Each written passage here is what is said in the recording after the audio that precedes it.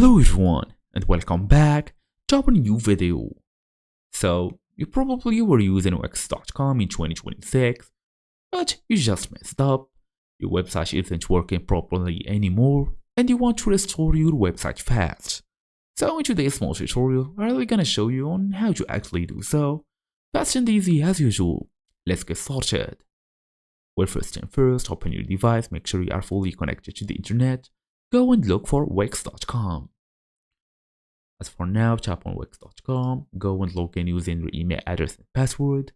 Then we're gonna go and look for Wix Editor. Okay, so which will show here on the left corner, design site.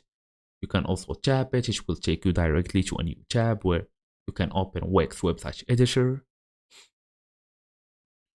So you can basically see more options about your website, which will take some time to download.